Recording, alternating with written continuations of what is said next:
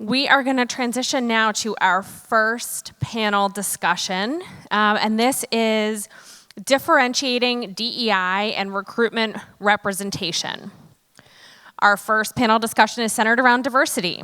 More importantly, how we can differentiate DEI while also focusing on representation within the recruitment process.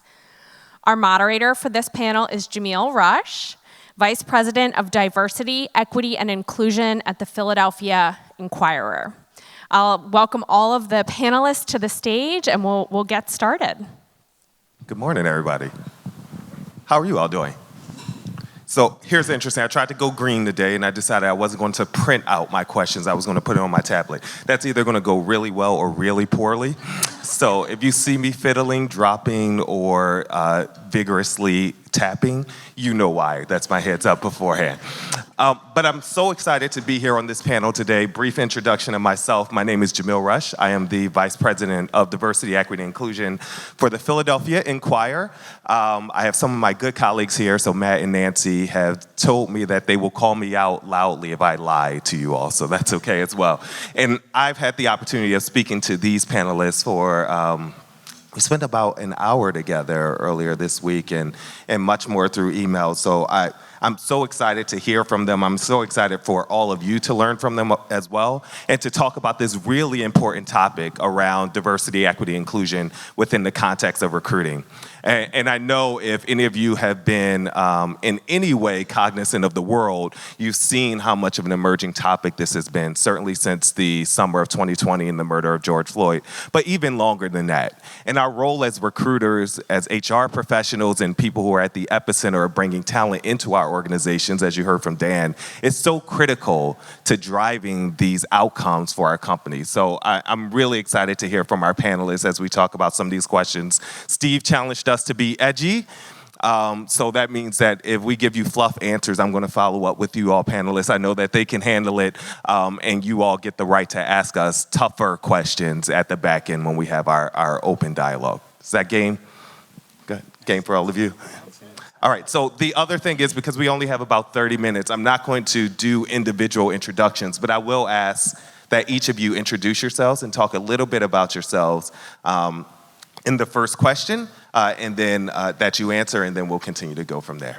Right? So, you know, we started this conversation during our catch-up beforehand, and Mike posed a really good question to us, which is, there has been a lot of talk about diversity, equity, inclusion. And there's a lot of things that we go to as speaking points, certainly as DEI practitioners like myself, like, this is the business case, and here's why it's the right thing to do. But the reality is that for some hiring managers, they might not care, right? I can hire this person quickly. They do the job that I need them to do. You can quote for me all of the stats that you want from the Harvard Business Review, Deloitte, and so on and so forth. So I'll put this out there for this question for our panelists, and I'll start with you on this one, Mike, because you asked the question of us. Why should our hiring managers care, and how do we get them to care if they just don't show any level of attention to the work?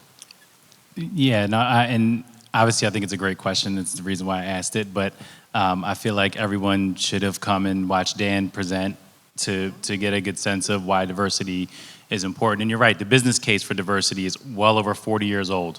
You started hearing sort of the business case for women, the business case for diversity in the 80s. And then you had all these studies that showed, well, if you want to increase your revenue, become more diverse. And then you see the Diversity Inc. top 50 companies beat, the S&P and, all the other things. So that is all factual, right? That's based on real data, real information, and real performance.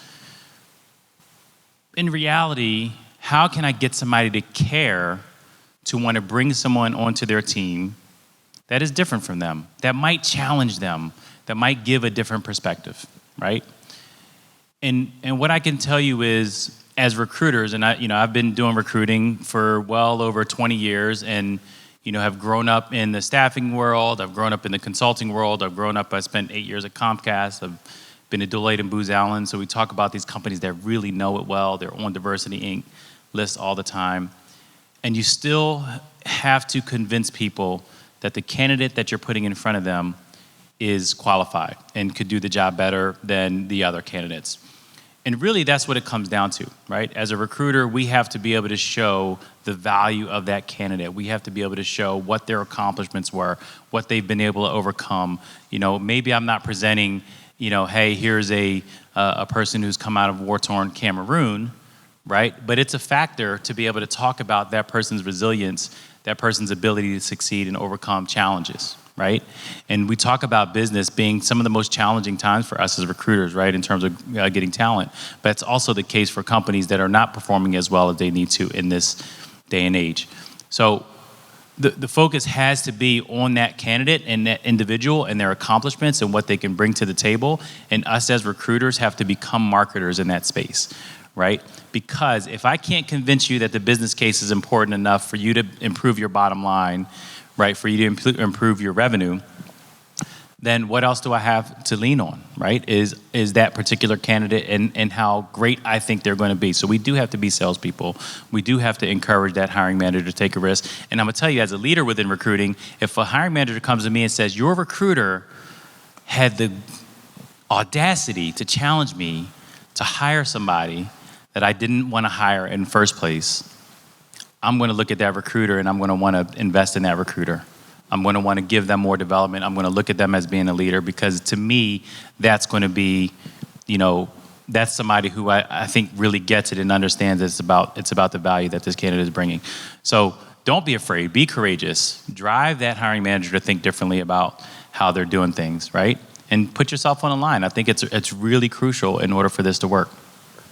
Thank you for that, Mike. Yeah, and I love that challenge of being courageous as recruiters and challenging our hiring managers. So I'm going to go into Stacy and then Alyssa with this too, and I'll ask you all to introduce yourselves before you answer each question. And Steve asked us to be edgy, so I think this question is really important as well. Is the reality is some of our recruiting teams don't have diversity. So as we are at this epicenter for our organizations of bringing in talent from BIPOC communities, women, LGBTQIA, and more, how do we, why is it important that we as recruiters and our recruiting teams be intentional about the diversity of our groups as we're having those conversations with our organizations? Awesome. Good morning, everyone. Is this on? Yes. Okay. My name is Eustacia Campbell, Stacy for short, but if you want to find me on LinkedIn, it's Eustacia English. I have been in talent acquisition for 23 years. I feel so old. Started out back in retail. I've worked in various industries, including legal, corporate, communications, tech, and now healthcare. So I currently work for Accolade. In addition to that, I also work for an organization called Black in HR, where I do recruitment consulting, as well as a staff writer for their magazine. And then during the pandemic, because I was bored, I also started my own business where I do resume writing and career coaching. So been around for a while. Number one job is a mompreneur to two little kids who have a lot going on and kind of run my life. But happy to be here today to answer the question about being intentional when it comes to interview panels and such. How boring would it be to walk into an interview and everybody looks the same? Okay? I have walked into, and everything that I say to you today is going to come from personal experience and why I now do things differently within my own organization. But I've walked into interviews where the panel is all white men. I'm like, great, you guys are nice, but how can you help me after I get this job, right? What's next after I get this job? Because I walk in every interview, I know I'm going to get the job. Like, you can't tell me anything, right? I know I'm going to get the job. And so you walk in these interviews, and then you have different interviews where now there's someone in there who does look like you. It's an automatic, okay, sister girl, you've been through some of the things that I've been through throughout the in the workplace, right? And so I can now relate to that one person, maybe two people who are in that interview. Makes it a little bit more comfortable during that interview process. And so at Accolade, our goal now is, and we haven't done this for a while, obviously pandemic happened, things have changed. The way that we have structured interviews, things are more virtual now, but we're now trying to be more intentional in terms of, all right, we need at least one diversity candidate on the panel, at least one. And so these are small little changes that we're trying to do. Some organizations, some business units, we may not be able to do it for all, because some are all white men, right? So for us as recruiters, that's something that we look to change within our TA team at Accolade. More to come on that. Anything else you want to add? Sure. Good morning, everyone. I'm Alyssa Wagner. I'm the VP of People at Benefits Data Trust. I've been in the industry for about, 20 plus years. Started off in talent acquisition and moved into HR, and now I oversee talent management, recruiting, and development. So I think to kind of add to that, when it comes to being your recruiting team being diverse, like why is it important? Is that we're the face of the organization, right? Where we're usually the first contact that people have with your organization. So if you have a diverse recruiting team and it's a commitment for the organization that diversity is a priority, you're kind of putting your money where your mouth is, right? You're saying like, yes, we're committed to this, so our recruiting team is also diverse. And it lets candidates kind of see that this is important and that they can have people that they can connect to during the interview process. Another side of that is, well, what happens if I'm not a diverse, person? How do I then broaden that out? And I think that's the second part of it, is that make sure that you're diversifying your networks, right? Like, don't be connecting to people on LinkedIn that are just like you. Actively be searching out those networks and those connections that can bring you those diverse candidates and those pipelines. Another good resource is if you have in your organizations ERGs or affinity groups, reaching out to them and saying, like, where are your people? Like, how can I connect to your community, or how can I connect in those areas so that you are diversifying your connections and what you can then bring to the organization. I think Dan was a great example of how thinking outside of the box of like, where are you actively going to get talent, and bringing that in is so important. I love that, and the intentionality around our own networks, especially if we're recruiting for our organizations. If our networks don't have women and people of color and LGBTQIA and individuals with disabilities and veterans represented, how do we expect to drive that for our companies? Yeah. Alyssa, do you mind if I go back to you? Because oftentimes, getting people through the door is one piece of the puzzle. The other piece of the puzzle is helping them stay. And I know as recruiters, we often think, okay, our role is not to keep them, our role is to get them there. But it feels like there are things that we can probably be doing at the recruitment phase to help drive that retention point. So I'd love to hear about you, especially as a CHRO, what things you would like to see there. And then, Mike, if you don't mind, I'd actually like you to jump in on this question as well. Sure, that's a great question, because that's also a problem, right? We have seen that sometimes in the industry, is that as recruiters, we do all this work and we find the diverse candidates, and then they only last 6 months, right? Because the structure for them when they came in wasn't there to support them. So I think as recruiters, the first thing you can do is really understand the team that they're coming into. Really talk to that hiring manager, find out what does the team currently look like? What are the gaps? What are you looking for in the people that you want me to bring to you? And understanding then, what is that person coming into, right? What are they going, are they going to be the only woman on the team or the only person of color? And then thinking through that, okay, well then how do we then work with the hiring manager to kind of educate them of like what the expectation is, like this person you're going to need to support in a different way. I always go, I'm a big in favor of ERGs. If your company has them, if they don't, talk to HR and say, like, you really should have them, because they're a great resource that you can connect the candidate to, like when they start, to say, here's an internal structure that can help support you, through your onboarding process or getting acclimated. And also being very upfront and honest with the candidate, telling them, this is what you're coming into, this is the expectations, or this is what you're going to experience, so that they can kind of prepare themselves as well to understand, like, I'm not going to be shocked I'm the only woman on the team, or something like that. So you want to make sure that they're well prepared to have that support, and that you're having those dialogues. And then following up too, I think, is always really a crucial step, is how can you follow up with the candidate, maybe even informally, to just see how things are going. And then if things are starting to maybe go off the rails, how can you circle back either to your HR team, because maybe the HR team can get involved and help add support, talk to the hiring manager. But I think having that ongoing communication is really important.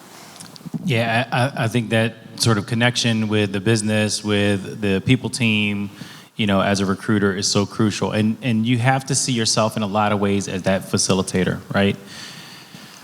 I remember I said recruiters were all marketers. I think marketing is also being honest with the candidate about what they're walking into, right? And helping them understand this could be a potentially challenging environment, right, for you. And it's better to deliver a message that's going to be honest and transparent up front to that candidate than for them to find out 6 months later, my recruiter lied to me, right?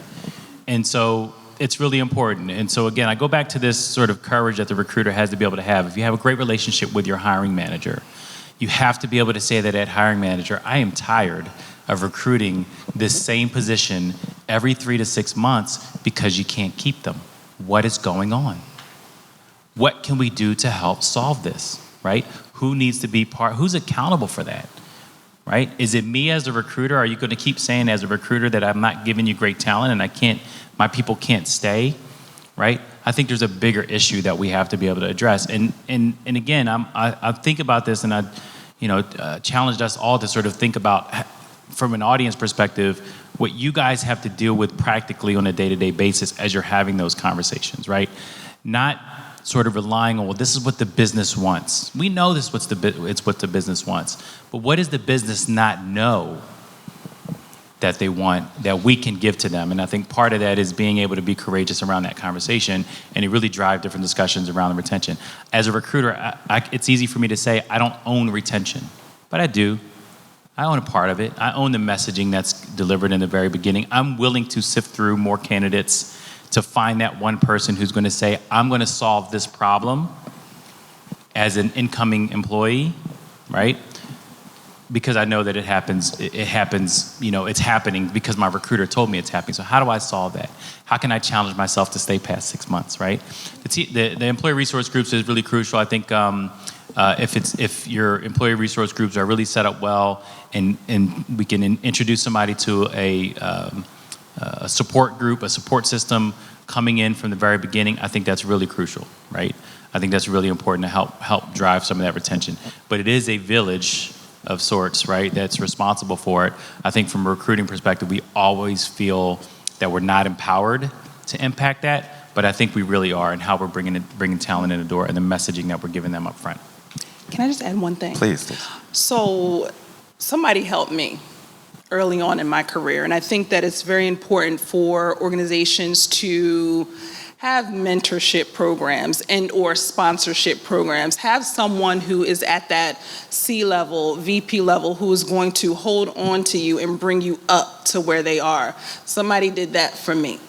When I was at Comcast years ago, her name is Andrea Agnew. She's absolutely amazing. I'm sure all of you know who she is in this room. She's no longer with them, but she is one of my greatest mentors who has taught me a lot of what I know today. And she's the one who brought me up and was in my ear. So organizations that have that, I think it's extremely important. Oh, I've sent a lot of people to Andrea. Yes. Hey, you need to have a conversation with Always. this person. And now she sends people to me. Yeah. It's amazing. The one other thing too, as a recruiter, right? I think it's important. I had this conversation with one of my recruiters last week. She said, I asked her. I said, what are some of the pain points? She said, to be honest with you, I very often have employees coming to me that I've recruited, and they're upset.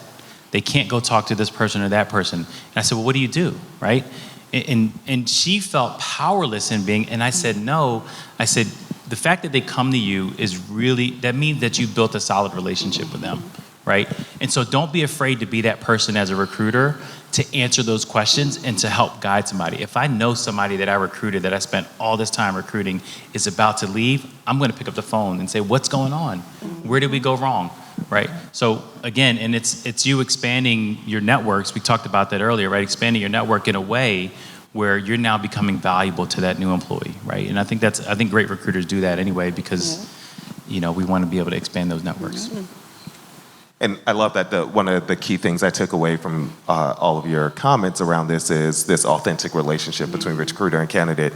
For those of us who are recruiters, you've had that call of someone 5 months into the job saying, you lied, I hate it, right? And that's not a great feeling. And I've had that call too, even when I'm not the recruiter. If I was just on the interview panel, they're like, you didn't tell me. And I've said that to people before in jobs.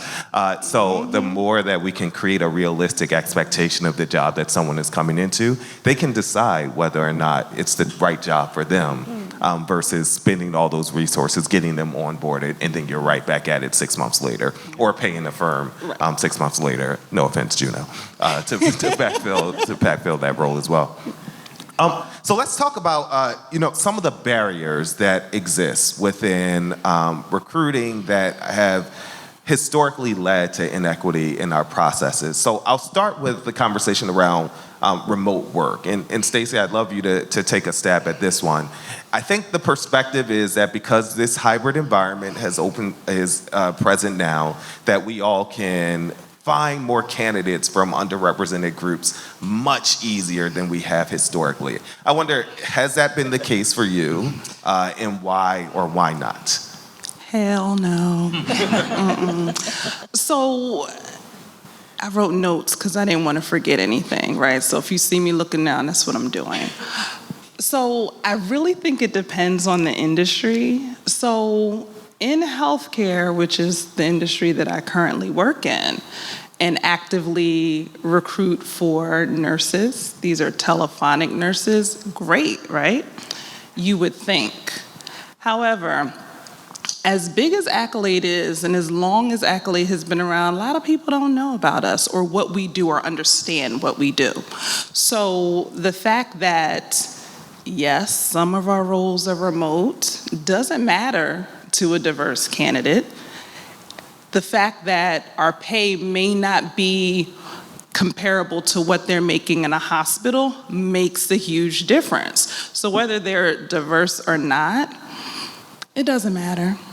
We know where, and I'll speak for myself, I know where to find the nurses. But at the end of the day, nurses have bills, right? Like we all do, bills, responsibilities. If we're not matching what they need, they're not coming to us. But the other issue as well is there's this new hybrid world. Okay, so yes, you can come into the office sometimes. Yes, you can work from home sometimes. Nurses don't want to hear that. They've been through so much with this pandemic.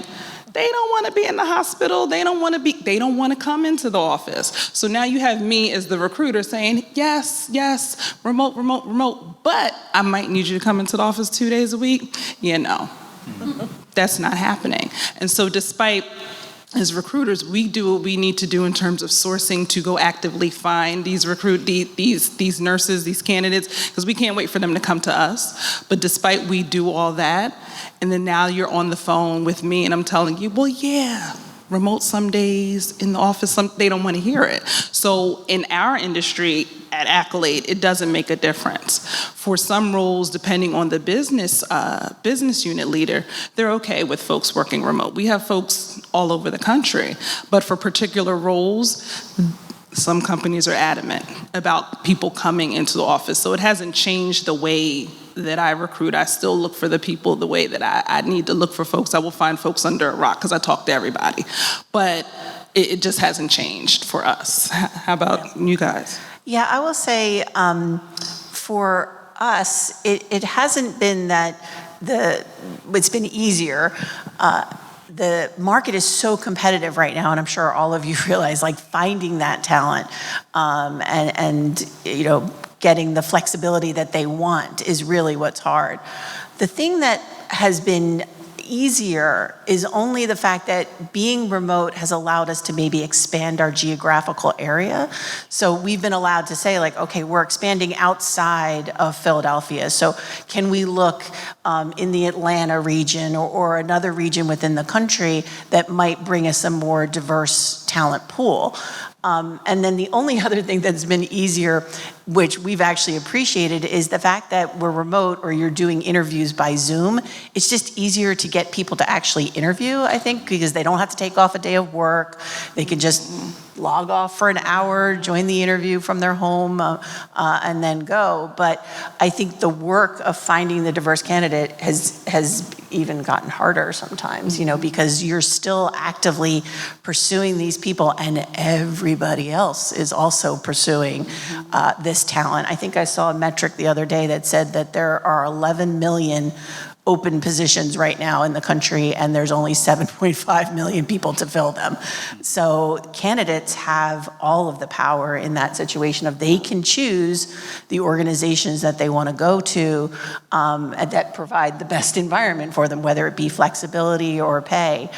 So as recruiters, our work is still difficult to find these candidates and explain the value proposition of why they should come to our organizations and why it matters and why it's a good fit for them. And thank you for that, Alyssa, too. The one thing, as we get down to our last few minutes here, there's a couple of topics I would absolutely want to get perspective around. We often think about recruiting on the diversity side, so getting people from underrepresented groups through. Recruiters also have a large play on the equity side, and one of the emerging conversations has been around pay transparency specifically. We just saw laws passed in Colorado and New York mandating pay transparency. I'd love to hear a little bit, maybe we'll start with you, Alyssa, and Mike after this. What are you all doing around it, and what are some of the things? I think pay transparency is extremely important. Number one, from reaching out to diversity candidates, by being open and upfront, like whether putting it on your job descriptions, we've actually started doing that where we're putting the starting salary on our postings and showing like, hey, here's what we're looking for. It signals to the candidates of like, okay, this is what they're looking for, this is in line, and from recruiters, you're not wasting your time. Like if you're all of a sudden talking to this person and you're $50,000 off, like you've just wasted that time. So it can help in that part, but it also helps for people that maybe historically have been underpaid, that you're not then, asking them, well, what's your starting salary? And then you're keeping them being underpaid. You're telling them up front, this is what I'm looking for, this is my range, and it allows them to come up to that value if possible. So I think it's a very tricky subject because being transparent opens up other issues. Like you have current staff that might now all of a sudden say like, wait a second, that says, $60,000, I'm only making 55. And as an HR team, like that's part of my job is like, we have to be okay with that and say like, yes, this is going to trigger conversations and that's okay because this is important for us to kind of be upfront and be, open about what that means and what we're signaling to the market. And again, I think candidates appreciate that, and that's a value, a value add and something that sets us apart from other organizations. Thank you for that, Alyssa. So what about things that, and we heard Dan talk about this too, that have been traditionally mandatory part of the jobs, i.e. bachelor's degree required. I'd love to hear a little bit about, from you, Mike, on this one of like, how are you all rethinking those traditional requirements of the job that may or may not be correlated to success? Yeah, and I think that's really crucial, right? I think, the one way to kill diversity really easily is to be so stringent in your job description that you just don't, you have a specific person you want to hire, right? We see it all the time. I think, it comes down to a few things, right? Is if you are a company that hires based on skills and competencies, you have a lot more flexibility to be able to sort of, pick and choose from different backgrounds and bring somebody in that can add value to your company. But if you're a company that's solely focused on, basically demands of the job, right? I demand you to have 10 years of experience. I demand you to have a bachelor's degree, master's degree, et cetera. then you're shutting it down from the beginning. So the solution to that really is to focus on, again, as recruiters, how we're presenting that candidate. Are we presenting their accomplishments, what they've been able to achieve in their career, and also what they potentially could do for you, right, as an organization, and to shift your. So I realized I didn't really introduce my current company. I work at Qurate. Most of you don't know the name Qurate, but you know QVC and HSN, right? It's where your grandmom shops from time to time, right? Hey, me too. I hear that. I shop there too. I love and Stacy, right? But that's an important piece, right? Because again, I talk about us being marketers, right? And people want to work for great companies, right? But they want to work for great companies and be able to bring who they are and their full selves, right? You hear that all the time.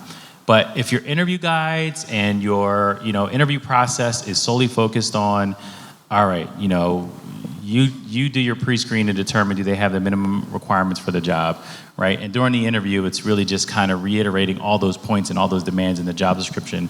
You're really not getting to learn somebody, right? You spend an hour and a half with somebody, and then you have to make a decision that could impact their lives and your future bottom line and all these other things. You want to be able to understand them holistically, and it's not just about those things, right? So we have an opportunity to really challenge our hiring managers in a way where we can present a candidate holistically outside of what's on the job description.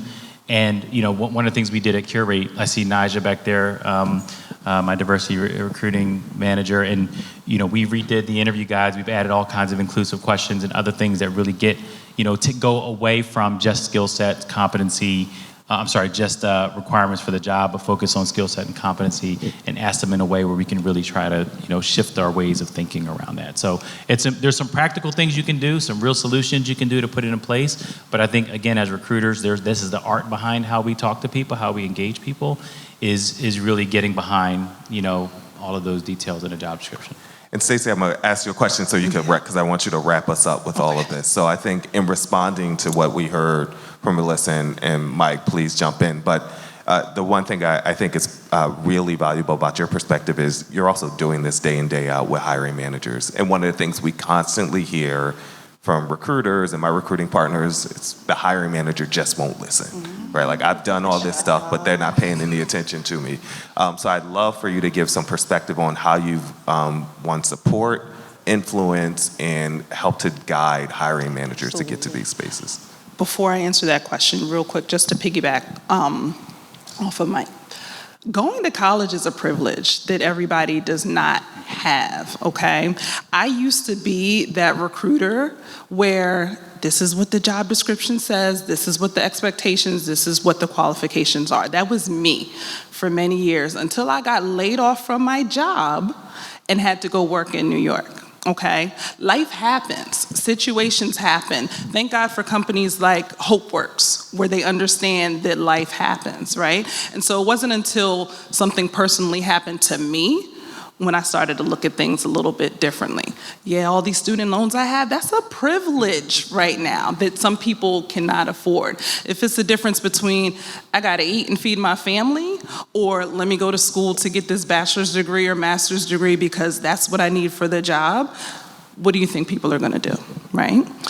To circle back to the question about hiring managers and not listening, again, I've been doing this for 23 years this year. Early on in my career, I was that recruiter. Everything that the hiring manager said, everything that the hiring manager wanted was golden. And it wasn't until probably around my mid-30s, and I'm like, you know what? I know what I'm talking about. I am a recruiter for a specific reason. I will find you what you need. We had our kickoff meeting, which I think is extremely important. If you don't have kickoff meetings with your hiring managers in the beginning, you're doing yourself a disservice, okay? You need to have that kickoff meeting up front in the beginning. Lay it all on the line. What are your intangibles that you need? What are the absolute must-haves? And have that discussion right then and there before you speak to your first candidate.